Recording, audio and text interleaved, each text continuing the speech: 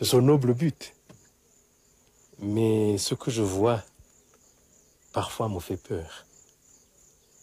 Parce que vous savez,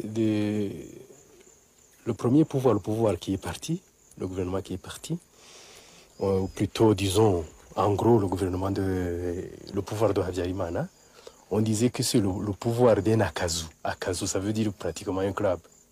Hein? Akazu, c'est un club. Ceux qui sont dedans ont tous les privilèges. Et ceux qui sont dehors ont tous les devoirs. Et pas de privilèges. Alors j'ai l'impression que cet Akazu-là risque de se recréer. Parce que parfois, le FPR donne l'impression d'être un club aussi. Quand vous êtes dans le club, tout vous est permis. Quand vous êtes hors du club, finalement, vous n'avez qu'à vous taire. Vous êtes comme un sac de haricots.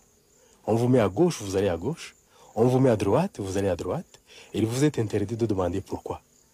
Et cette interdiction n'est pas expressément formulée. Mais on vous fait sentir ça. Alors je crois que si ce phénomène de club continue, je crois que le Rwanda nouveau ne sera pas si nouveau que ça. Les Hutus qui avaient accepté les Tutsis ont été massacrés avec les Tutsis par les Interahamwe. Et maintenant, les Tutsis, dieux de l'intérieur, c'est-à-dire qui ont vécu avec les Hutus, risquent aussi d'être marginalisés, voire massacrés par le FPR.